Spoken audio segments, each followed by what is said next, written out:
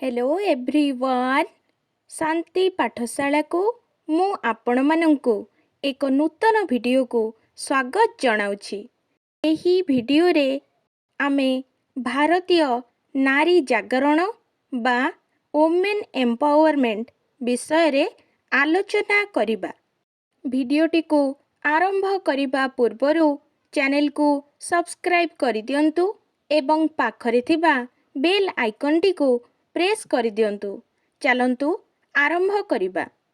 आज को अर्ध शताब्दी पूर्वे भारतीय गण जीवन रे जेउ दिन एक नव जागरणर जुआर आसिला से दिन भारतीय नारी समताଳରେ पुरुषଙ୍କ सहित स्वर मिलाई ताकू स्वागत जणाइथिला। आज विंश शताब्दी अतिक्रांत होई जाइछि। क्रांतिर संदेह नहीं एकविंश शताब्दी भारतीय नारी सम्मुखरे उपस्थित। नारी कल्याण और नारी प्रगति ही समाजर यथार्थ प्रगति बोली धरी निया जाइछि। आजिर नव जागरण मध्यरे सेही गौरवमय अतीतर पुनः प्रतिष्ठा करी नारी को तार यथायोग्य सम्मान और अधिकार प्रदान करिबा हेउछि नारी जागरणर लक्ष्य। सेतिपाई नारी शिक्षार प्रसार सहित विभिन्न नारी कल्याणकर योजना मान कार्यकारी करा जाउछि एवं नारी को अधिकरु अधिक सामाजिक और राजनैतिक अधिकार प्रदान करिबा निमंते आईन प्रणयन करा जाउछि। नारी विधातार एक दुर्बल सृष्टि नुहे जेउठी पुरुषर शक्ति पराहत होइछि सेठारे नारी शक्तिर अभ्युत्थान घटिछि। एक पक्षरे नारी स्नेह प्रेम दया और कोमलतार देवी, अपर पक्षरे पुणी सृष्टि स्थिति और प्रलयकारिणी देवी दुर्गांकर एक अवतार। पुराण रे धन पाई लक्ष्मी, ज्ञान पाई सरस्वती एवं शक्ति पाई दुर्गा को कल्पना करा जाइछि।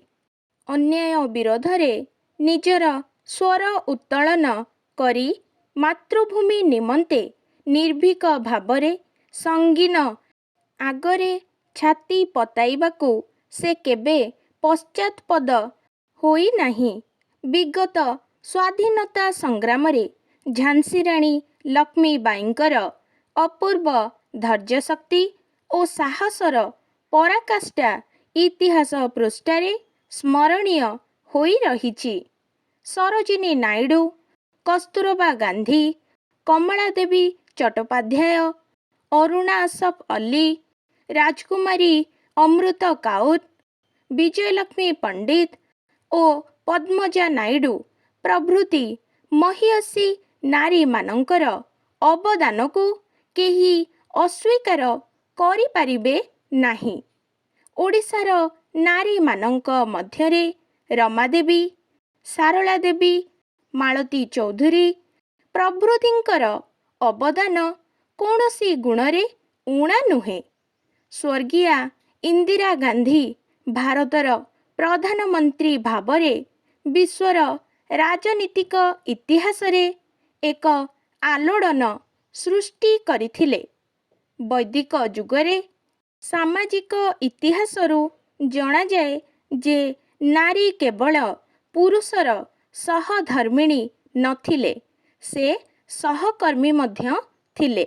जाग यज्ञ धर्मानुष्ठानरू आरंभ करी शासन कार्य परिचालना पर्यंत समस्त क्षेत्र रे से पुरुषर पाखे पाखे रही ताहाकू साहाय्य करुथिला। शिक्षा, शासन, समाज सेवा, राजनीति इत्यादि समस्त क्षेत्र रे नारी तार पारदर्शिता प्रदर्शन करि पारिछि। ଶିଶୁ ପାଳନ ଓ ପାରିବାରିକ କର୍ମାୟୋଜନ ଠାରୁ ଆରମ୍ଭ କରି ଶିକ୍ଷାନୀତି, ରାଜନୀତି, ଅର୍ଥନୀତି, ଆଇନ, ଚିକିତ୍ସା, ଶିଳ୍ପ, ବିଜ୍ଞାନ, ସାହିତ୍ୟ, ଗବେଷଣା ସର୍ବୋପରି ପ୍ରତିରକ୍ଷା କ୍ଷେତ୍ରରେ ମଧ୍ୟ ସେ ସମାନ ଯୋଗ୍ୟତା ହାସଲ କରିବାର ଗୌରବ ଲାଭ କରିପାରିଛି।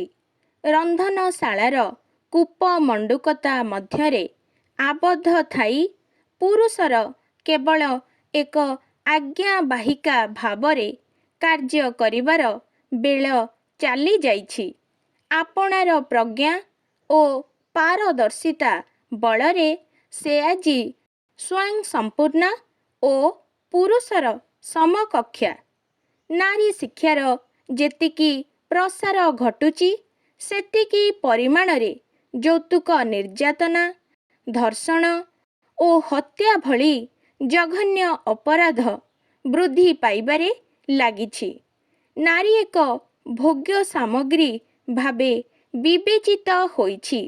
ନାରୀକୁ କେବଳ ଅଧିକାର ବା ସ୍ୱାଧିକାର ପ୍ରଦାନ କଲେ ହେବ ନାହିଁ, ସମାଜକୁ କିଭଳି ଭଦ୍ର, ମାର୍ଜିତ ଓ ରୁଚିପୂର୍ଣ୍ଣ କରିବାକୁ ହେବ ସେ ବିଷୟରେ ଚିନ୍ତା କରିବାକୁ ହେବ।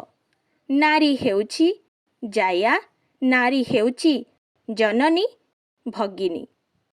ଆଜିକାର ଭିଡ଼ିଓଟି ଆପଣଙ୍କୁ କିପରି ଲାଗିଛି କମେଣ୍ଟ ମାଧ୍ୟମରେ ନିଶ୍ଚୟ ଜଣାଇବେ ଏବଂ ଲାଇକ୍, ସେୟାର, ସବସ୍କ୍ରାଇବ୍ କରିବାକୁ ଜମାରୁ ଭୁଲିବେନି।